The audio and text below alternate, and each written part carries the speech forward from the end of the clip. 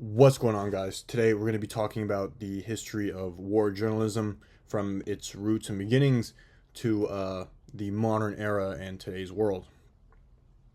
So, how humanity invented a front row seat to its own chaos, pretty much. War journalism is one of civilization's most strangest and unique occupations. Imagine explaining it to an alien or someone not from this planet.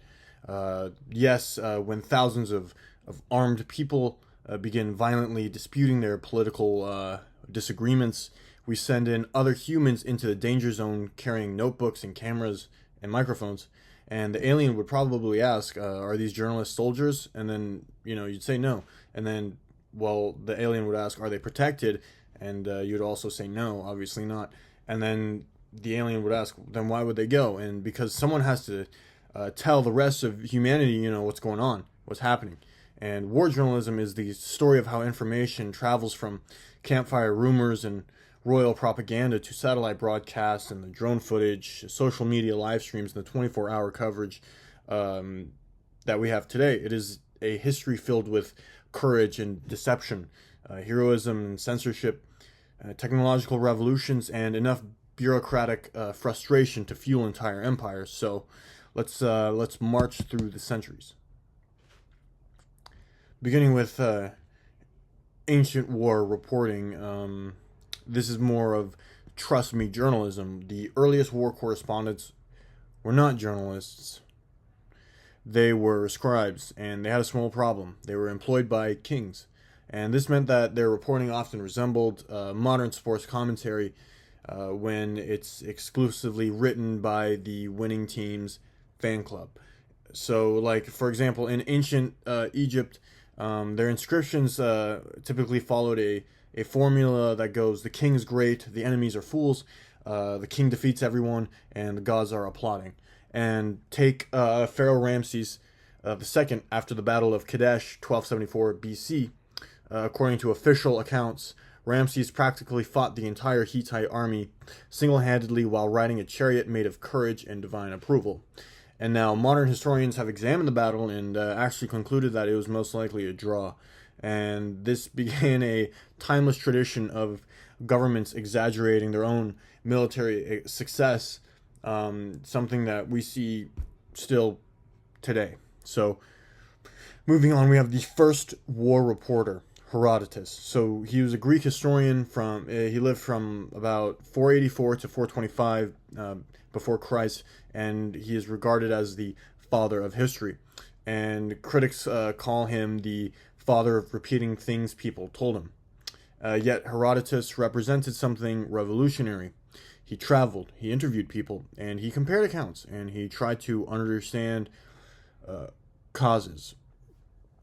And for perhaps the first time, someone attempted to explain war rather than celebrate it. And this is essentially the beginning of serious war reporting. So moving on, we have Thucydides, the first serious military analyst. If Herodotus was the colorful storyteller, then Thucydides was the stern military analyst who would inspire every political science professor that's ever been created. His history of the Peloponnesian War examines strategy, logistics, politics, power, and most importantly, the human nature. And he introduced an idea that still dominates war journalism today. Wars are not merely battles, they are political events. Just like how Karl von Clausewitz, in my previous video, I talked about him a little bit. War is the continuation of politics by other means. And every competent war correspondent since has essentially spent their career explaining what Clausewitz meant. So now, in medieval times, medieval war reporting, medieval Europe, obviously, the printing press didn't exist. There was no newspapers. Wars were recorded by monks, priests, nobles, and special court chroniclers. And these writers occasionally produced useful information. They occasionally wrote things like the enemy army was approximately 4 million men, and that's usually false. Obviously, a medieval chronicler's understanding of statistics often resembled many. So the Crusades produced some of history's most fascinating war accounts. We have I forgot his name, but he's a very famous Muslim scholar, and he has their perspective on it. And then there's also many different chronicles of the Crusades, but Christian chroniclers described holy victories, while the Muslims described the invasions. And both sides often depicted themselves as righteous, and both sides often depicted the enemies as ridiculous. And modern historians therefore spend enormous amounts of time comparing sources and saying, everyone appears to have been exaggerating, but a reoccurring theme in war journalism has emerged. Every side thinks it's telling the truth, and every side thinks that the other side is spreading propaganda, and sometimes both are correct. And so early modern warfare. So the printing press is invented, and this changes everything. So Johannes Gutenberg accidentally transformed warfare reporting for the rest of time, pretty much. The printing press allowed information to spread rapidly. Now, news could travel beyond the courts of royal families and the monasteries, and for the first time, public opinion began mattering, and governments suddenly faced a terrifying realization that people can learn things, and this development alarmed authorities for centuries. Now, the Napoleonic Wars, war reporting expanded dramatically during the Napoleonic era. Newspapers were flourishing, and readers became obsessed with frequent battle updates. Europe effectively developed an early modern news addiction. A British citizen in 1812 might read, Napoleon advances, and then Napoleon retreats, and then Napoleon advances again, and that was basically doom scrolling for these people.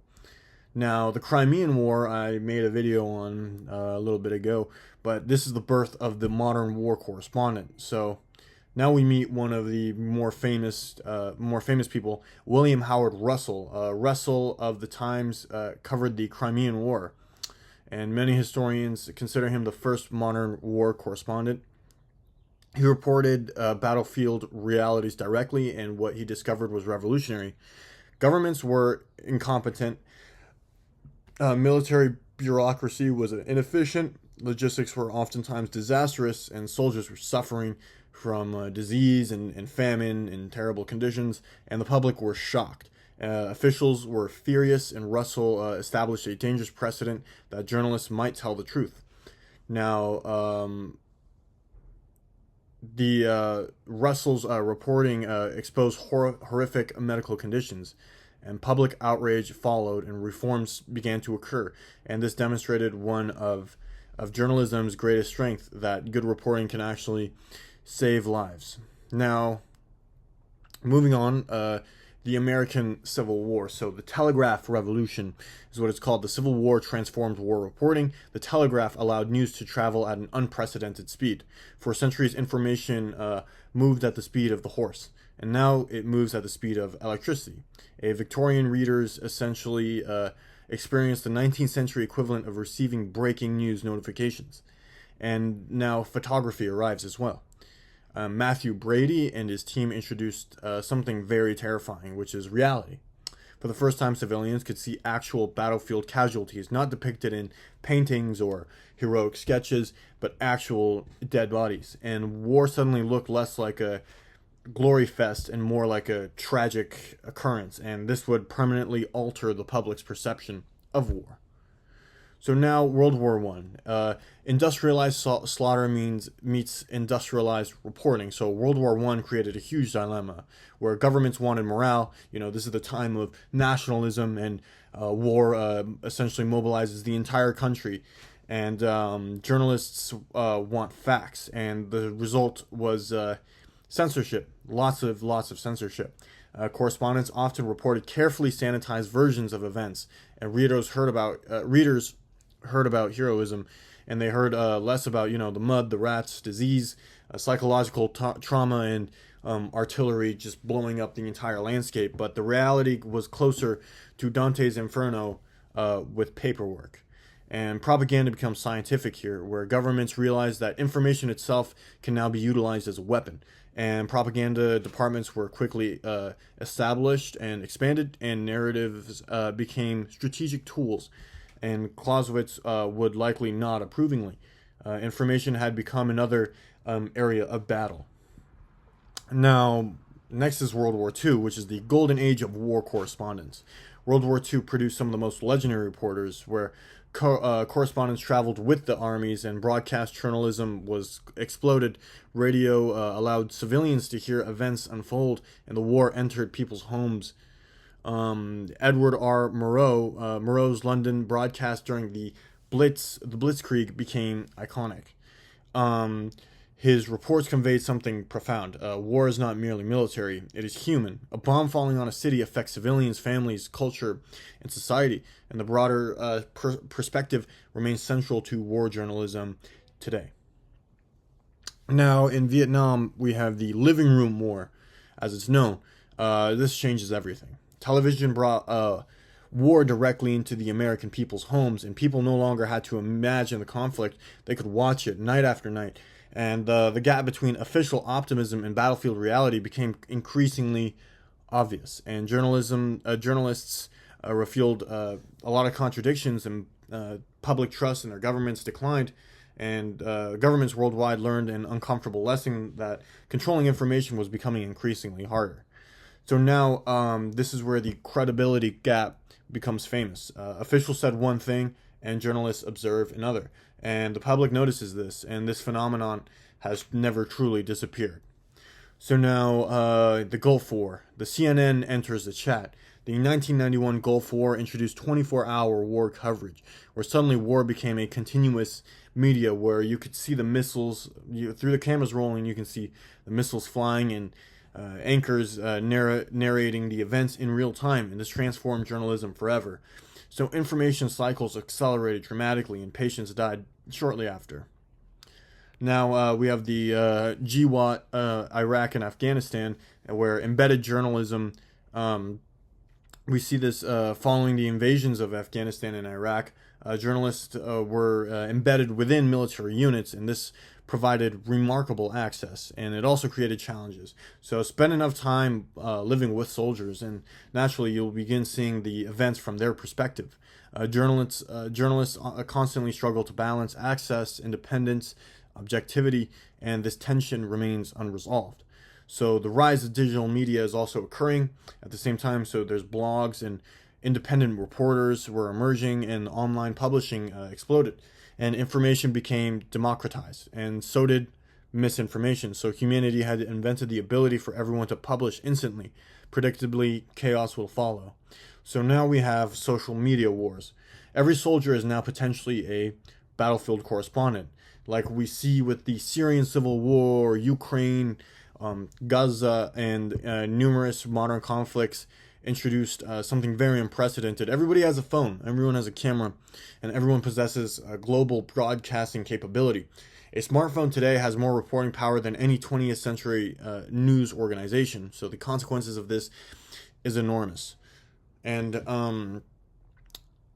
modern analysts examine videos and satellite imagery, GPS data, shadows, road signs, and weather patterns, and internet detectives are now able to geolocate missile strikes from a mere photograph. And some analysts can identify a tank from 3 blurry pixels in pure determination. And we see this with the Ukraine war. So the Russia-Ukraine war represents perhaps the most documented conflict in all of history. Events appear online pretty much instantly, and journalists are able to verify footage, and analysts investigate claims, while both Russia and Ukraine compete to shape narratives. And this information, the information battlefield operates continuously, where Clausewitz's theory still remains alive. Politics and war are still inseparable. Only now the battlefield includes TikTok and Telegram and Twitter, YouTube, and all these networks. And Clausewitz probably did not anticipate all the memes and stuff, but he would recognize the principle. Now, the great problems of war journalism. So The fog of war. The first report is often wrong. Sometimes the second report is wrong, and occasionally the third report is wrong as well. So war creates confusion. Information sometimes arrives as incomplete. And good journalists acknowledge uncertainty, and bad journalists announce certainty immediately. And now next is propaganda. So every combatant wants favorable coverage. Every government seeks the narrative advantage, and every military values information operations. However, the journalist's tasks is therefore made more difficult, and it's hard to separate the truth from strategic storytelling, aka lies. And now the other problem is human emotion. So war journalism requires empathy without surrendering objectivity. A reporter may witness immense suffering, but yet they must still verify the facts. And this balance is definitely extraordinarily difficult. Now, why this matters? So why war journalism matters? At its best, war journalism serves four functions. Witness, it records events. Accountability, it exposes mistakes and crimes and failures. It educates, it explains the causes and consequences. And it brings memory. It preserves human experience for future generations. Without war journalists, history would largely belong to the governments. And with war journalists, history becomes a conversation. So the final analysis, the strange heroism of these war reporters. So from the scribes and the monks and Vietnam cameramen and World War II radio broadcasters to modern drone operators and these dudes at Vice News and Al Jazeera with these big ass balls going into southern Lebanon or some shit. Technology has changed. Weapons have changed. Empires rose and fell. And the essential mission remains constant. To tell people what is happening when powerful individuals would often prefer they not know. The war correspondent occupies a peculiar position in civilization where they carry no rifle, they command no troops, and they conquer no territory, yet their work can influence governments, alter public opinion, and expose atrocities, save lives, and shape how future generations understand the conflicts of their age. And in a sense, war journalists fight a different battle entirely, but not for territory, but for truth. And unlike most wars, that is a campaign that will never end.